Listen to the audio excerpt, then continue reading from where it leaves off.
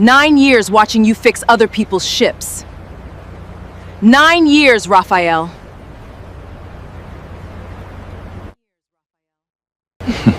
She finally figured out what she's worth.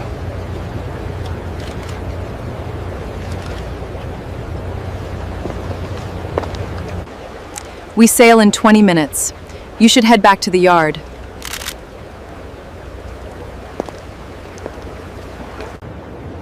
My daughter gave you her best years. Be grateful she's being civil. You don't have to do this today.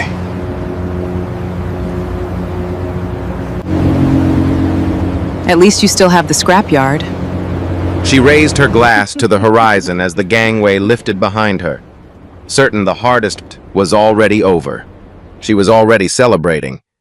But there was something about that ship she had never thought to question. What would she do when that question finally answered itself? If stories like this one stay with you, subscribe before we go any further. You are going to want to be here for how this ends. I used to think the smell of machine oil and salt water was the most honest thing in the world. Standing at the edge of Breakwater Yard in the early morning watching the sun come up off the harbor while the first crews started their checks. I could almost believe that everything made sense, that the world worked the way a well-calibrated engine did, where each part had a purpose and nothing pretended to be something it wasn't. The mechanics of it were visible. You could trace every function back to its cause. I have spent most of my adult life in rooms and situations where nothing worked that cleanly, which is probably why I kept returning to the yard long after I had any practical reason to be there. It was the only place where the rules stayed the same. My grandfather Emilio taught me that without ever using those words, because Emilio was not a man who explained what he could demonstrate. He ran a salvage tug out of Long Beach Harbor for over 30 years, pulling disabled vessels back from open water when other captains had already decided the math didn't justify the risk and turned for shore. He had a system for everything. How to read weather by the color of the water at dawn. How to approach a listing vessel from the correct angle without exposing his own crew to the same conditions that had taken down the other boat. How to speak calmly to a captain who had lost confidence in his own judgment and needed someone else's steadiness more than he needed instructions. He was not wealthy by any measure the world around him recognized. Nothing he owned looked impressive from the outside.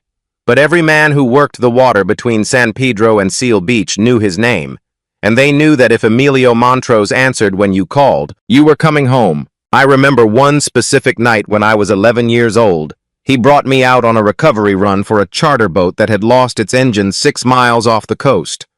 The weather was poor enough that the dispatch office had spent 2 hours trying to reach him before he answered. I sat in the wheelhouse and watched him work in the dark, talking steadily into the radio while he adjusted course by feel, as much as by instrument reading the water the way most people read a room. At some point, I asked him why he bothered making the trip when other boats had already assessed the conditions and passed on the job. He didn't look away from the water when he answered. He said the other boats had done the math and the math had told them the risk wasn't worth it. He said the math was probably right. Then he said that a person who only does the things the math approves ends up building a very small life. I didn't fully understand what he meant until I was in my 30s. By then, I had already built most of what I was building, and I understood that the instinct behind it had come from that wheelhouse on a bad weather night when I was too young to know what I was learning. When Emilio died, he left me the yard. It was carrying enough debt that everyone I knew with any financial sense told me the correct move was to sell the waterfront land, clear the obligations, and start somewhere else with a clean balance sheet. The developers who had been approaching Emilio for years were still circling, and even then the offers were serious money. I understood exactly what I was passing up. I stayed anyway because the alternative was handing the property to a resort company that would break ground before the estate paperwork was finalized, and the only thing that would remain of what Emilio had built was a property line on a deed. I was not ready for that. I learned the machinery, and I learned the accounts, and alongside the repair work, I started building something that did not announce itself. A logistics contract with a port operator in San Diego. A minority stake in a vessel chartering operation based out of San Francisco. A controlling interest in a fleet running cargo and passenger routes across 3 Pacific corridors. None of it moved on a public timeline. All of it was structured through a trust I had established years before I met Camille, with a series of holding companies underneath it that kept the ownership chain invisible to anyone who was not specifically looking for it and knew precisely where to look. I was not hiding from anything. I was building the way Emilio had taught me to work a night rescue without announcing my position until I was close enough for it to matter. I had specific reasons for the opacity that went beyond preference for privacy. A few years before I met Camille, a woman I had trusted with more than I should have made it apparent once she understood the actual scale of what I was managing, that her assessment of our relationship had been working from incomplete information and required significant revision. She did not say it that plainly, but the shift in her expression as the numbers changed was not something I misread, and the experience left a specific kind of mark on how I thought about disclosure. When I met Camille at a harbor charity event, she was there with her father, Oren. I was there because two of my port partners sat on the organizing committee. I made a decision before she finished telling me her name. I would not lead with what I owned. I would give her the chance to show me who she was first, in the only context that reliably tells you anything true about a person, which is the ordinary one, without extraordinary numbers attached. Before our wedding, I had my attorneys draft a prenuptial agreement that covered everything connected to Astria voyages, Breakwater Yard, and the trust in language that was precise and left nothing open to interpretation. It was not a hostile document. It was simply an accurate one. Camille signed it at our kitchen table without asking her own attorney to review it first. She told me afterward that she had not seen the point in reading carefully through paperwork about assets that weren't worth fighting over. I stored that observation somewhere in the back of my mind and did not take it out for 9 years. For the first 2 years of the marriage, what we had was good, in the way that early marriages often are enough forward motion that you don't stop to check whether you're moving towards something or simply moving. Camille was sharp and socially fluent, the kind of person who understood the structure of any room she entered within minutes of arriving. She could read influence, identify the difference between people who had it and people who were performing it, and locate herself accordingly. I respected that quality. What I came to understand slowly at first and then clearly was that she applied the same inventory to me continuously, and that somewhere around year 4 or 5, she had arrived at a conclusion she considered settled. I remember the specific evening when I understood that her resentment had moved past frustration into something more fixed. We had been invited to dinner at the home of one of Oren's business associates, a property in Palos Verdes, the kind of house that exists to demonstrate a very specific tier of arrival with the ocean view and the catering staff and the art chosen for what it signaled rather than what it was. Oren was in good form, working the room with the practiced ease of a man who had been performing a version of prosperity for long enough that the performance had become the thing itself. Camille was next to him, animated in the way she was always animated when the room matched her ambitions.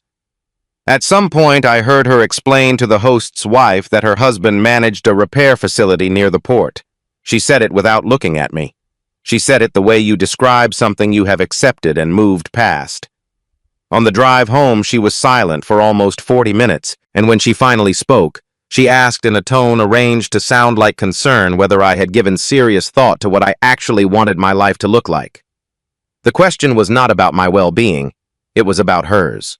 The evening Astrea Voyages formally introduced the Elysian sovereign to the world was the first time I seriously considered whether my decision to live inside a version of myself that concealed everything I had built had been wisdom or something closer to avoidance. The Sovereign was the largest privately commissioned vessel ever to dock at Long Beach, $45 billion of maritime engineering, structured as a self-contained city, 17 decks housing hotel accommodations, a full hospital, a performance theater, deep ocean research facilities, and private residences, occupied by people whose wealth was managed too carefully to appear on any public ranking. I had arranged 2 invitation cards for the launch reception. I told myself the evening might offer some opening between Camille and me that had been closed for a long time.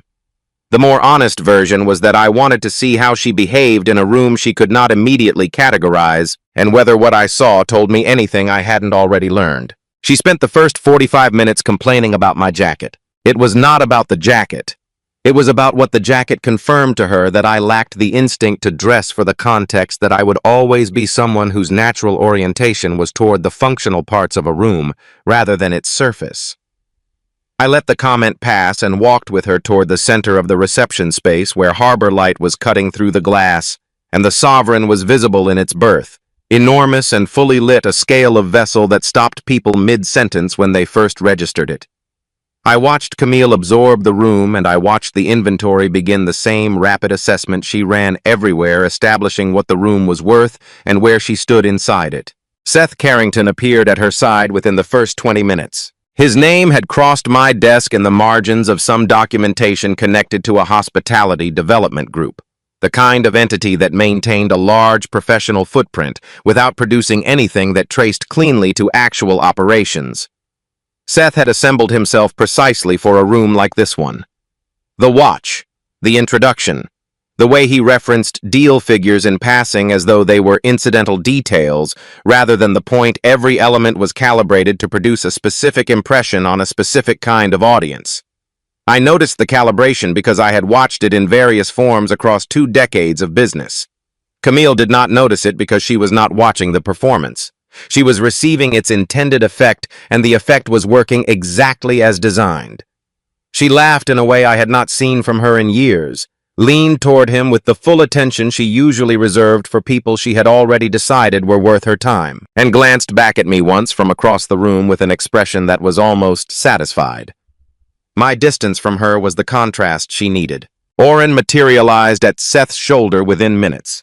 Oren had spent his career brokering coastal real estate deals along the Long Beach waterfront, and he understood the value of the breakwater yard land with professional precision better than Camille did, better probably than most people in that room.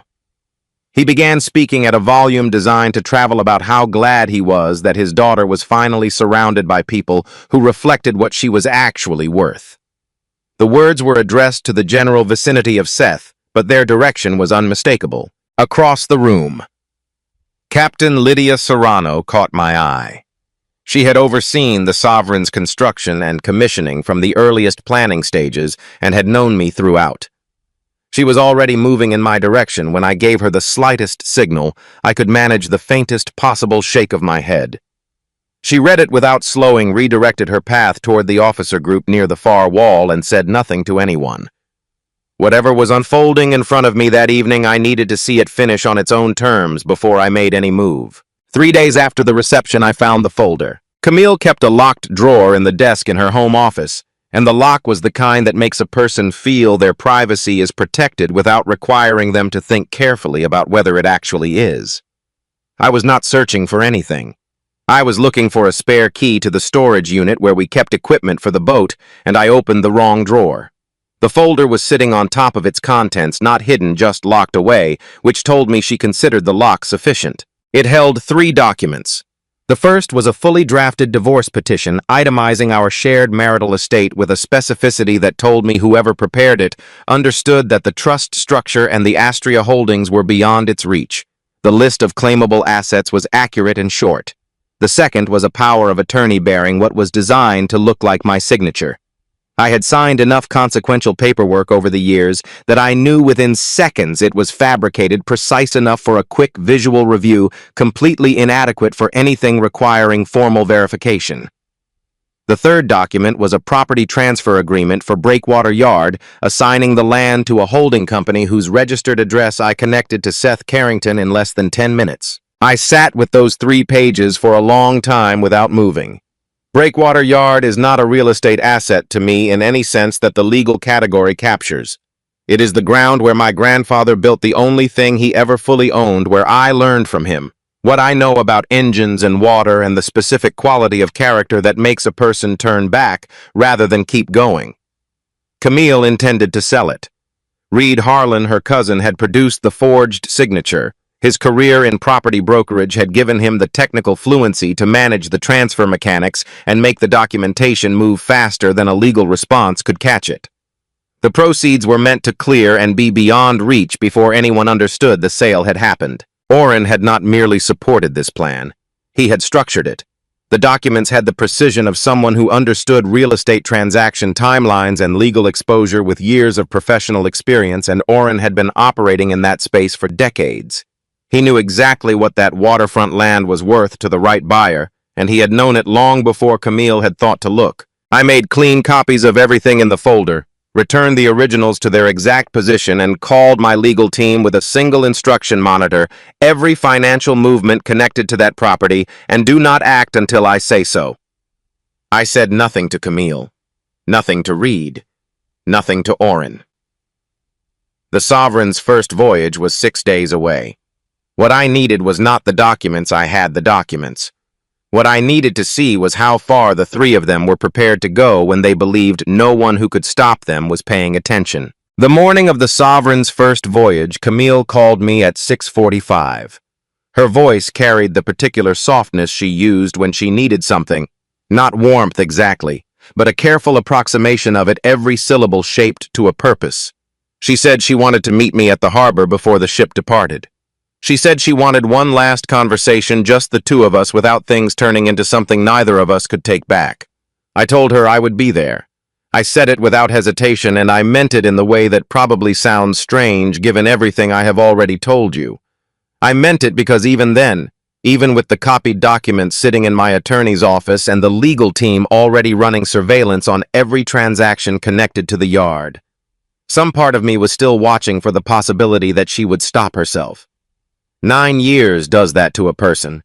It makes you slow to fully close the door, even when you have already seen everything behind it. I arrived at the harbor at 7:30.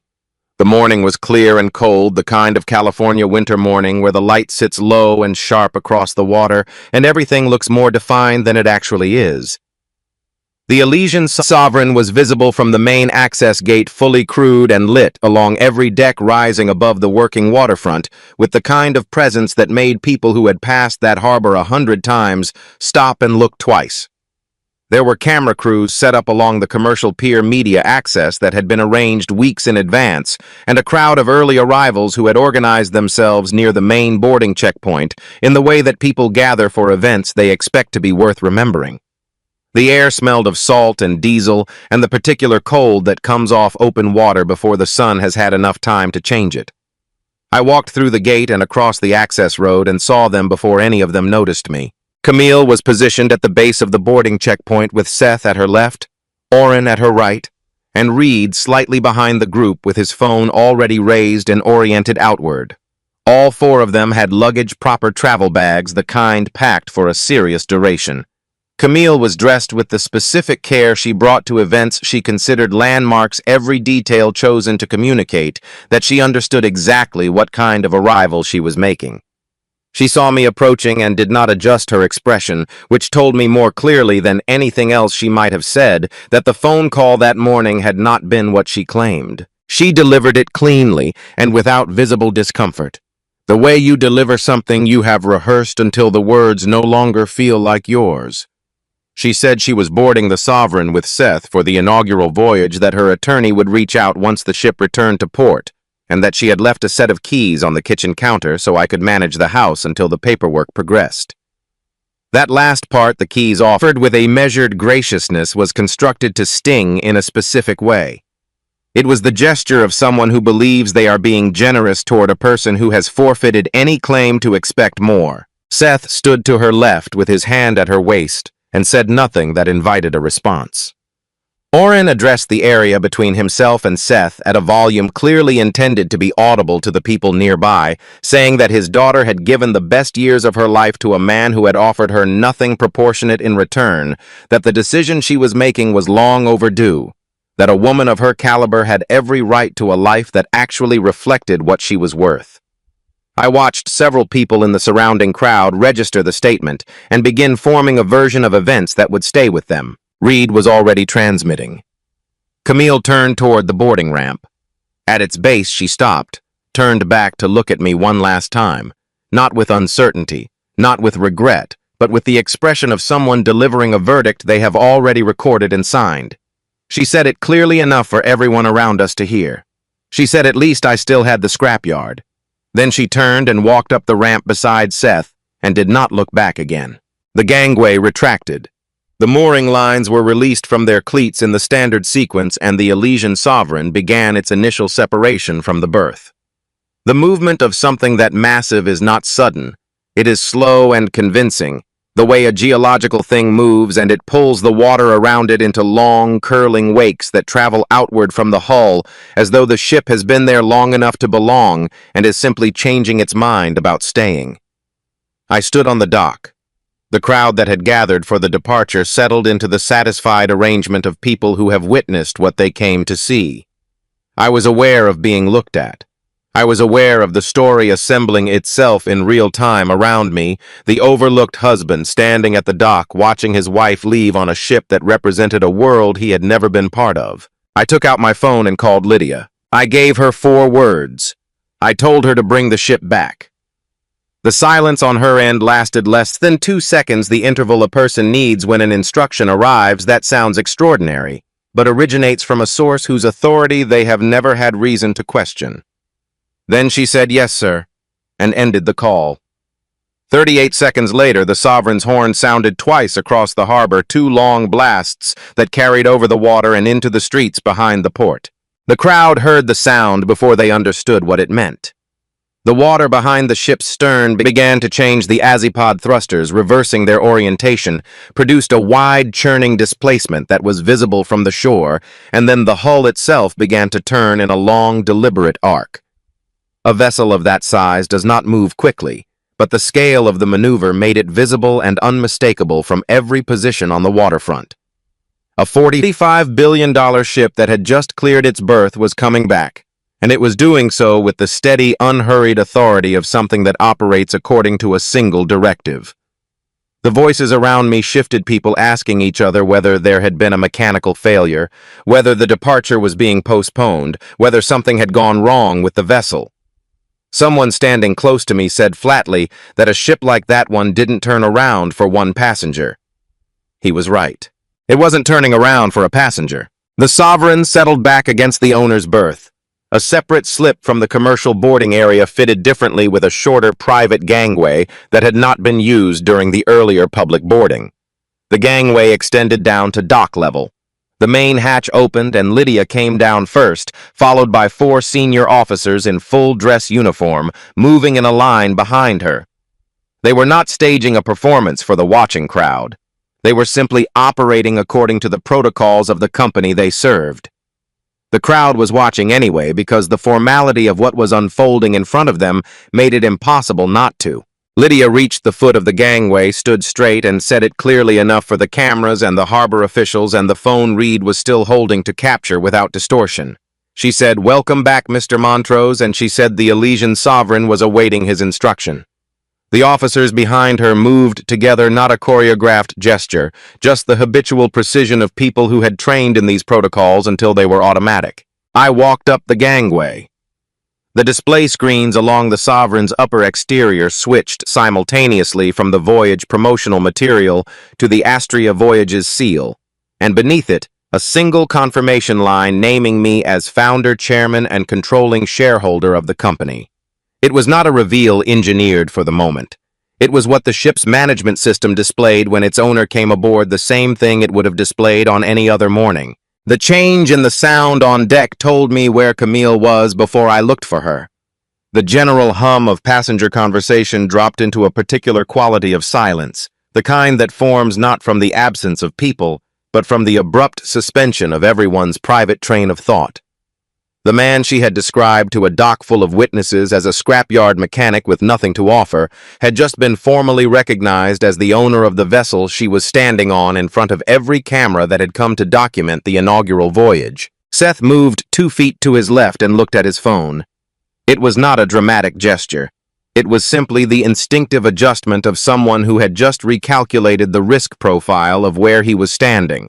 What Camille did next was the thing I had predicted most accurately about her, because I had watched her manage difficulty for 9 years and understood the architecture of how she responded to it. She did not collapse. She pivoted. Within 2 minutes of the screens changing, she had crossed toward me with her expression rebuilt from the ground. Up the triumphant departure performance abandoned, entirely replaced with something that read to anyone who had not been watching from the beginning as genuine distress. She said I had deceived her. She said that for 9 years I had deliberately allowed her to believe we were managing on a tight margin, to experience real anxiety about money that had never been a genuine problem, to feel trapped in a life I could have changed at any point and had chosen not to. She said my silence had been a form of control. She said the wealth I had hidden was proof that everything she had felt throughout our marriage had been manufactured by a man who preferred his wife manageable to his wife informed. Oren stepped in immediately, as he had stepped in all morning, with his volume and his certainty and his talent for framing things in the terms most favorable to his position. He said I had constructed a psychological trap. He said that keeping a wife in manufactured constraint while privately operating a global company was not eccentricity, but a specific kind of abuse. He said Camille's behavior over the previous months was the rational response of a woman who had been systematically denied the information she needed to make real choices about her own life. Reed redirected his phone to capture all of it, and the fragments began moving through the platforms where these things travel fastest, stripped of their context, reduced to the elements that confirmed a simple story. A woman who had been deceived, a father demanding accountability, a secretive man of extraordinary wealth who had kept his wife in the dark for 9 years. Camille had not constructed the pivot in the moment. It had always been the contingency. If the property transfer failed, if the legal timeline didn't hold, if any part of the plan was exposed, the story became about what I had done to her rather than what she had done to me. Her attorney filed the emergency motion with the court by 10:45 that morning.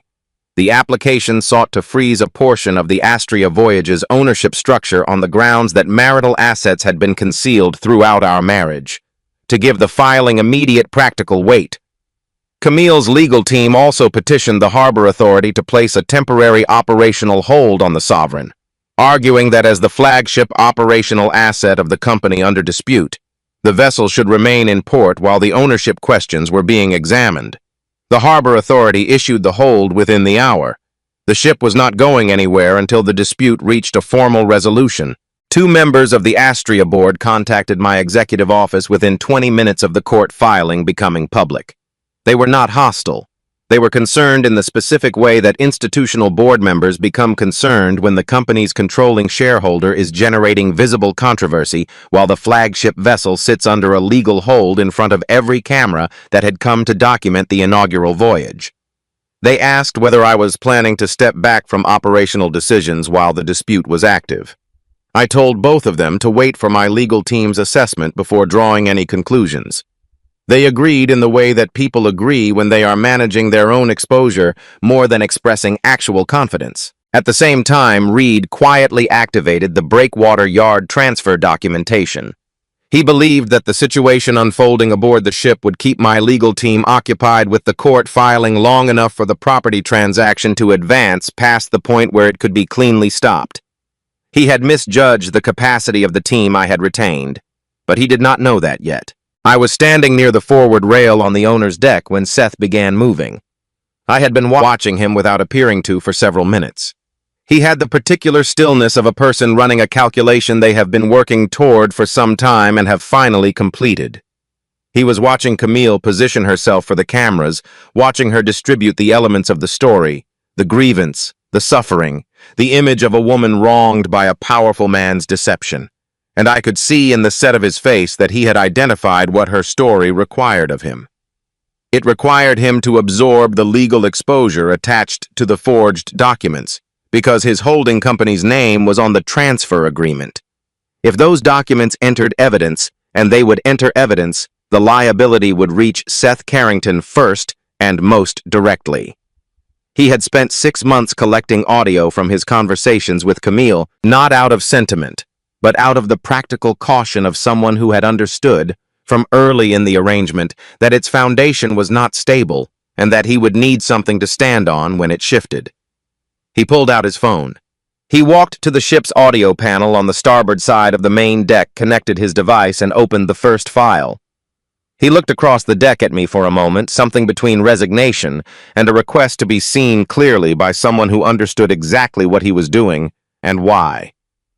Then he pressed play. The first sound that came through the sovereign speakers was Camille's laugh. Not the version she used in public, the one she calibrated for rooms. She was working adjusted for maximum effect, but the private one. The laugh that came when she was completely at ease and completely unguarded.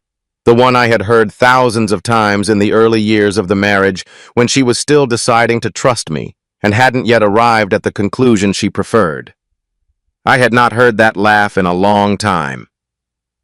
Standing on the owner's deck of my own ship, surrounded by passengers and crew, and the cameras still running on the pier below, I heard my wife's real laugh playing back through speakers she had never thought to be careful around. The deck went quiet in the specific way. Crowds go quiet when something changes and no one has yet decided what it means. Camille's voice filled the space between the upper decks and the Long Beach skyline. In the recording, she was speaking to Seth with the ease of someone certain of their privacy. The unguarded, slightly contemptuous register that people slip into when they believe no consequence is attached to what they say. She said I would not fight back. She said she had spent 9 years watching me absorb contempt without producing a meaningful response, and that a man who operated that way did not suddenly locate a different version of himself when the pressure increased. She said, Breakwater Yard was the only thing I owned that anyone else wanted, and she intended to have the transfer in motion before I had finished processing what had happened at the dock. She said the timing of the public departure had not been accidental. The humiliation at the dock was the mechanism the plan depended on, because a man standing in front of strangers watching his wife leave was not a man in a position to make fast legal decisions. She said it with the easy confidence of someone who had run the numbers and found them satisfactory. Seth had collected the recordings across 6 months. Not out of sentiment and not out of any loyalty to me. He had recorded the conversations because he had noticed early in his arrangement with Camille that she was very precise about what she committed to in writing, and that her precision suggested she was already thinking from early on about where the accountability would land if anything went wrong. He had been protecting himself. The recordings were insurance for a man who understood that the ground beneath the arrangement could shift without warning, and that he would need something solid to stand on when it did. The second recording was Reed's voice. He was walking Camille through the specific mechanics of the signature transfer, which forms needed to move in which sequence, how the notarization process would be handled, how the timing needed to be aligned with the divorce filing, so that the property would already be in motion before a court could respond to an injunction request. He spoke with the flat professionalism of someone describing an operational procedure, the specific detachment of a person who has processed enough transactions that he has stopped thinking clearly about what each one actually is. He mentioned the signature they had prepared, and he said it would hold through everything short of a forensic handwriting examination, which takes time. More time, he said, than they were going to need. Every person on that deck listened without speaking. I watched Camille from where I stood. She had stopped moving the moment her voice came through the first speaker, and the stillness that followed was not composure. It was the temporary suspension of function that happens when every prepared response has been made irrelevant at once. Her expression moved through several things in succession. Recognition, the rapid assessment of whether anything could be done, and then something I had not seen on her face before, which was the look of a person who understands that they have genuinely run out of moves. Not the performance of that understanding, the actual thing. Oren tried to speak over the recording. He said the audio had been altered, that Seth had manufactured it as an act of retaliation, that recordings made without the knowledge of the participants carried no legal weight. His voice did not carry the way it had carried all morning. The crowd had stopped listening to Oren. They were listening to the recording, and the recording did not require interpretation. The woman speaking in it was not describing a fear, a grievance, or a response to something done to her. She was describing in her own unguarded voice the sequence of things she intended to do to a man she had calculated would not be able to stop her. The third recording was the short one. Seth had made it during a conversation approximately 3 weeks before the morning at the dock. He had asked Camille directly whether she had ever actually loved me. The question in the recording did not carry hostility. It had the sound of someone genuinely trying to understand the foundation of what they were involved in, what the actual basis of the arrangement was. Camille's answer came without deliberation. She said I had been a place to land while she waited for something better to become available. She said she had never deceived herself about that, even if she had never made it plain to me. And then she said that the moment at the harbor, the public departure, the champagne, the image of leaving me behind in a crowd had been her design from the beginning. She had wanted me too embarrassed to act quickly. She said she had been right about that. Then the recording ended. Seth disconnected his device from the audio panel and returned it to his pocket. He announced to the deck, to the passengers, the crew, the harbor officials who had made their way aboard, and the cameras still running, that he was prepared to cooperate fully with any investigation into the property transfer documents, and that he would testify that the signature on the Breakwater Yard sale agreement had not been obtained from Raphael Montrose with his knowledge or consent. He said it facing the harbor, not Camille. He said it in the voice of someone who has arrived at a decision they are not proud of and have made anyway, which is a different condition from innocence, but a recognizable one. Camille crossed the deck toward me. The crowd separated for her without being asked, not out of deference, but because the space around her had taken on the character of a scene people instinctively step back from. She took my arm, and I did not pull away because I had no need to. She said that if she had known, if she had understood from the beginning what I had actually built, what I actually owned, none of what had happened would have happened. She framed it as an apology. She seemed to believe, even standing there, that the argument was coherent, that the scale of what I had concealed was a sufficient explanation for the scale of what she had attempted, that the concealment had produced the betrayal rather than revealed the person who was always capable of it. I thought about my grandfather making the run in bad weather because someone on a disabled boat needed to get home. I thought about the way he described what a person was worth, not what they commanded, but who they went back for. And I thought about the fact that Camille had just told the deck full of witnesses around us that she would not have tried to take everything from me if she had known I was wealthy enough to be worth keeping. I told her what I had understood since I sat with those 3 documents at her desk, and I said it the only way I know how to say things that matter, which is without ornamentation. I told her she had not left me because I lacked value. She had left me because she was only capable of recognizing value when it presented itself in a language she already knew how to read. That was not a consequence of my silence. That was a consequence of who she was. And 9 years had not changed it, and the $45 billion had not changed it, and nothing I could have said or shown her earlier would have changed it either. She had no response to that.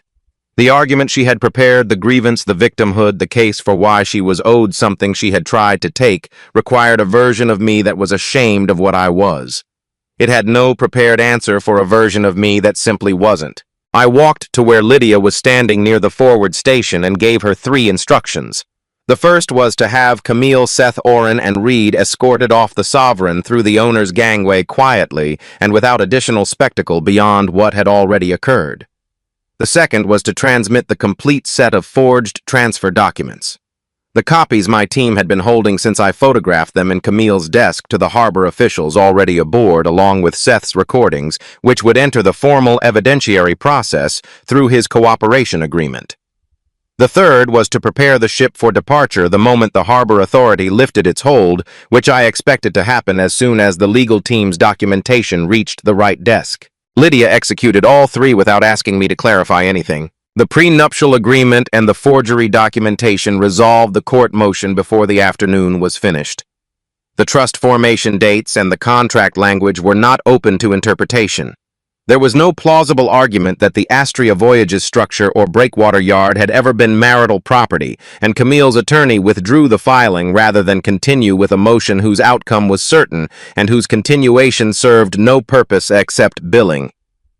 The harbor authority cleared the Sovereign for departure in the early afternoon once the officials aboard had reviewed the materials Lydia's team provided. Reed was taken in for questioning before the ship cleared the harbor mouth on its way out. The forgery case was not complicated. The signature comparison alone gave investigators everything they needed to open the inquiry, and the audio recording of Reed explaining the mechanics of the transfer to Camille eliminated whatever room for interpretation might otherwise have existed. The charges that resulted covered fraud, document falsification, and conspiracy to misappropriate property. The property brokerage career he had spent 15 years building became untenable within weeks of the charges becoming public. Oren's situation moved more slowly but settled more completely. The coastal real estate community in Long Beach operates within a network smaller than it appears from the outside, and the recording of Oren advising his daughter that Breakwater Yard represented compensation she was owed for years of marriage to someone beneath her reached the people in that network faster than he could have anticipated. 3 of his active development partnerships dissolved within the week following the voyage. The civic boards and professional organizations he had spent decades cultivating. As the architecture of his standing began their own processes of quiet removal, declining to renew his appointments, withdrawing his name from published materials, finding procedural reasons to defer his involvement in things he had previously been central to. The Harlan name had carried specific weight in Long Beach real estate for a long time. That weight did not fade, it collapsed, with the particular totality that happens when the recorded version of a person reaches the people who had been operating on a different version for years. Seth avoided the most serious criminal exposure through his cooperation agreement, but cooperation did not protect him from the disclosure that his own recordings had made unavoidable. The debt structure, the gap between the firm he represented himself as leading and the firm that could be verified, the manufactured confidence of a man operating well past the edge of what he actually owned, all of it surfaced in the weeks that followed the voyage. His existing clients reviewed his credentials against a different backdrop. Most of them did not continue. Camille received what the prenuptial agreement had always specified. She would receive her personal belongings and her portion of the financial accounts that had accumulated through the marriage itself. Astria Voyages, the Elysian Sovereign. The trust and Breakwater Yard had never been marital property, had never been within the reach of a divorce settlement, and the court confirmed that without requiring any extended argument. The divorce was finalized several months after the Sovereign's inaugural voyage. I was not present at the final hearing. In the months that followed, I converted a substantial section of Breakwater Yard into a training facility, free of charge, open to any young person under 22 who wanted to learn marine engine systems, vessel repair, or water rescue operations. I hired the instructors from the working crews I had known for years, people who had learned everything they knew, the same way I had, by doing it until the knowledge became part of how they moved through the world. The yard that Oren had calculated as an asset to be stripped and sold became the place where people who had no other entry point into skilled work could learn what my grandfather had spent his life demonstrating, that competence is its own form of dignity, and that showing up reliably for difficult, unglamorous work is not a failure of ambition. It is the only foundation that holds. On the main wall of the training room, I hung the original helm wheel from Emilio's salvage tug. Below it, I had a single line engraved into the wall plate. It said that power is not the ability to leave people behind. It is the willingness to turn back for them when no one would blame you for keeping going. A few weeks after the center opened, I noticed a teenager folding up his tools early before the module was finished. He told me quietly that he didn't have the money for the equipment kit required for the next session and didn't want to hold up the other students. I didn't make an announcement about it, and I didn't call attention to what I was doing. I left a complete kit on his workbench before he arrived the following morning, the same way Emilio had once left tools on mine when he knew I needed them and understood I would not ask for them directly. The Elysian Sovereign departed Long Beach for its second voyage several weeks later.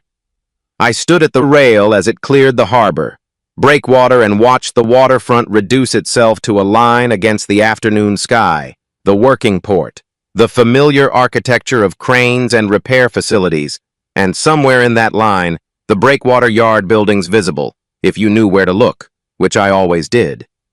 I thought about what the morning on the dock had cost, and what it had confirmed, and what I was left with after both of those things were settled. The ship had turned around. The plan had failed. The people who had constructed it were facing the consequences they had built into it without understanding that they were building them. All of that was true, and none of it was the thing that mattered most. The thing that mattered most was that after all of it, after 9 years of a marriage that had been something real before it became something designed to extract from me, after the public humiliation on the dock, after finding the documents in the locked drawer, after watching Camille reconfigure herself in real time on the deck of my own ship, I still recognized the teenager who needed the tools. I still knew exactly what it meant to go back for someone when it would have been easier not to. My grandfather had taught me that without explaining it in a wheelhouse on a dark night off the California coast when I was too young to understand what I was being given. The betrayal had not changed it. It had simply made me certain it was still there. If this story reminded you that the people underestimating you right now may be making the biggest mistake of their lives, share it with someone who needs to hear it today. And if you have not subscribed yet, now is a good time. We will see you in the next one.